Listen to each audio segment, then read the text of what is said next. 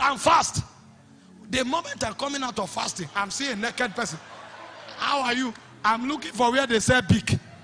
You are looking for where they say big. It's in front of my house. Does this look like a shop? And the devil keeps sending arrows. Sending arrows. Lord, what do I do? I've heard people's messages. I've applied them. I've asked for counsel. No one is working. And the Lord told me, the answer is on your inside. Follow the promptings. Follow. Follow. There's a realm called the invincible realm. Follow. And I started listening. And the first place it started from, he said, forgive. He didn't talk about lust. Forgive. And I'm a high-tempered person. If you try it, I tell you immediately. He said, no, don't respond. Forgive. Somebody will offend me. I will come and sit down and justify why the person should be the one to apologize. He just said, forgive. I will go with burden and say, you know that thing that happened. You were wrong, but it's okay. Say, that's not what I told you to do.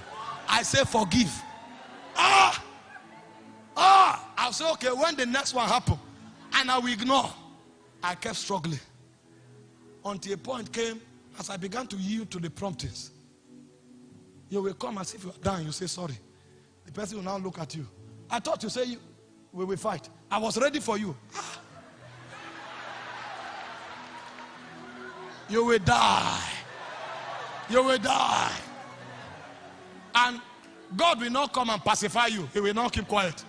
When you die, a measure of flesh will now die. Now, all of those strands of flesh are what demons coordinate together to build lust.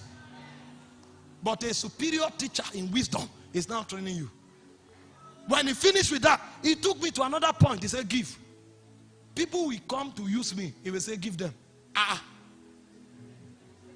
Sometimes I will give and I will have nothing. He said, give. I said, Lord, are you trying to bless me? Is it about reward? We are not talking reward. We are saving your soul. And I kept giving. I kept giving. I migrated from there. I went to another level. He said, don't seek honor. He will come to a place you will hide behind for a long season. After he dealt with all of those things, he now entered prayer. I'll sleep at night. He will wake me. He will wake me. Some people think to deal with lust is to start with prayer. That prayer can ride on your lust. Because now that you know you have stamina in the place of prayer, you will now wait. When they are talking prayer, you stand up, you say, these people, they are not ready. Wait, let me drill them. Pride will now anchor on that prayer. Everybody is praying, you are just doing like this. That means they are learning, they are learning. When I carry the mic today, then you now carry the mic. Ikobo, Avelo, Jazolo. In the first 5 minutes, you want everybody to know the difference in atmosphere. You just want them to see first. Let them know the difference. Zebobula, Jababodo.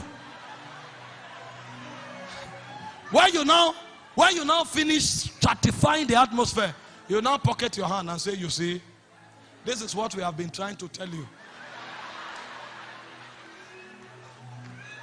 You will die in secret sin. Because that flesh, the devil will use that flesh in another corridor to kill you. It was after God dealt with a lot of things before he started talking prayer with me. And when I started praying, I knew what help meant. You will pray for 15 minutes, it looked like 10 hours. Shabba, shabba. He now told me, put your work clock by the side. We are traveling.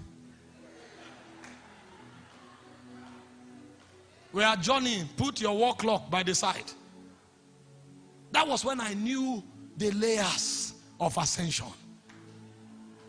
Because he wanted to carry me to the presence. It's in the presence that transfiguration takes place. But life will be the one to help you go there.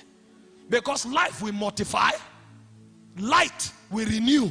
But only the presence transfigures. Because it's in the presence you were created. The substance of your making is in the presence. But it will take renewal of mind and mortification of flesh to enter the presence.